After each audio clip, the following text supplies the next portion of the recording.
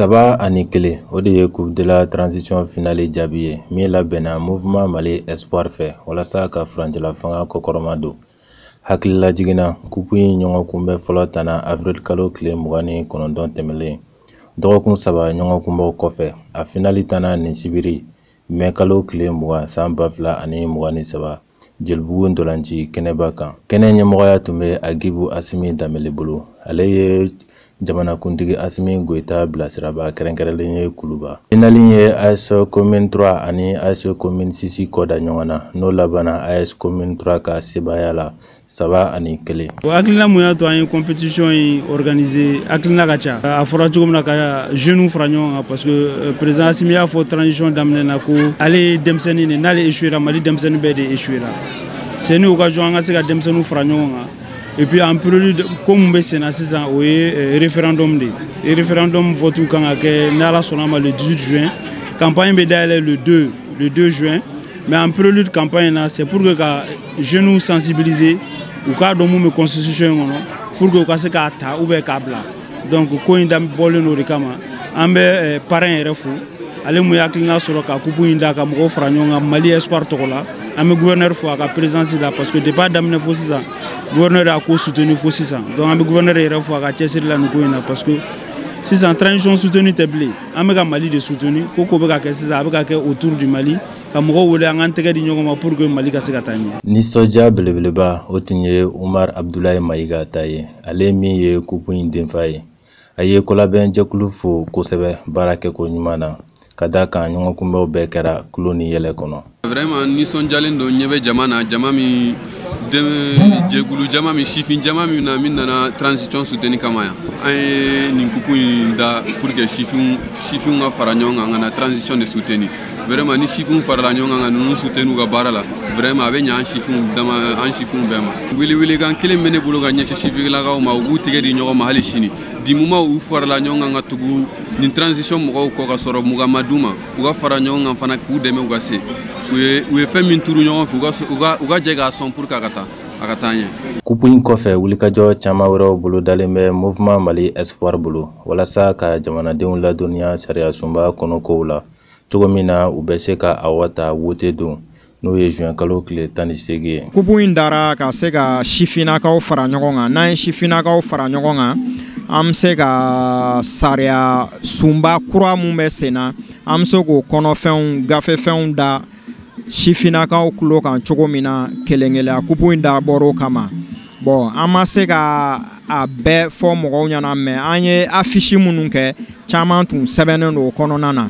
A kɛra wasa ye kosɛbɛ parce que jama bɔra an wasala vraiment. Bon ko caman b'an bolo parce que file fiyɛlen don n'o ye kalata ye juin kalo tile 18 sariya sunba yɛlɛmali o kalataw bɛ sen na an y'o programme kɛ wulikajɔw bɛ yen an kan ka o kɔnɔ cari sariya kura k'o kɔnɔna cari an bɛ k'o baaraw kɛ ani campagne kan ka dayɛlɛ an b'o fana labɛnw na bɛɛ ka bɔ ka taga kalata juin kalo tile 18 a ka se ka kɛ wasa ye kɛmɛ sigila an ka se k'a ye mɔgɔ 99 ka bɔ ka taa kalata o de an ka laɲini yɛrɛ kosɛbɛ wi yɛrɛ awɔ an paseli dɔrɔn tɛ mais an bɛ fɛ jama bɔta de ka caya mun ka taa kala fili o de an ka laɲini ye kosɛbɛ. Ɲɔgɔn kunbɛn in juru canina kosɛbɛ tɔn fila ni ɲɔgɔn cɛ ka da kan kabini sanga sabanan AS Commune 3 bɛ celu fɔlɔ don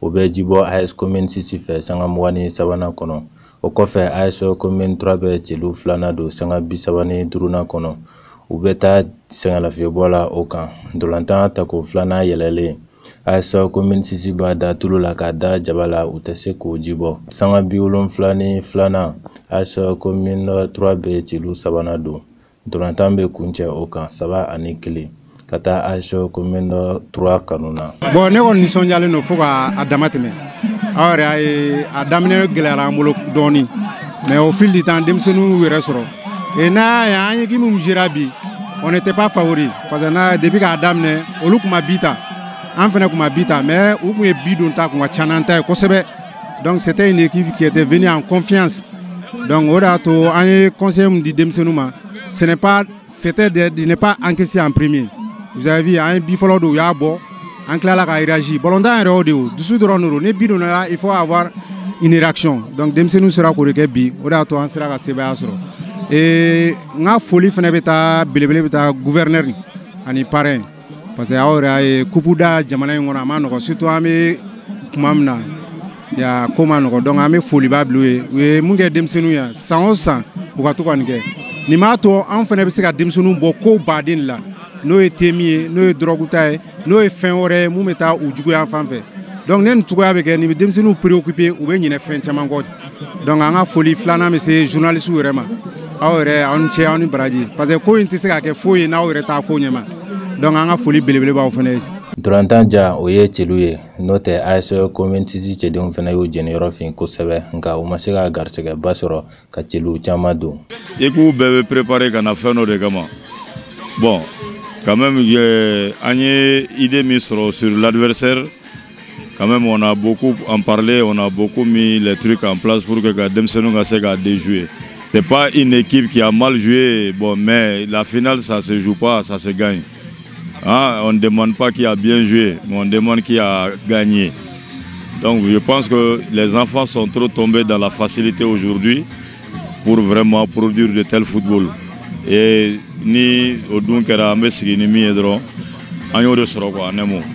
sincèrement parlant, Ningo Ngwa Barina Wallahi Megalontia, parce que je connais la qualité de ces enfants, je sais quel match on a produit pour être ici.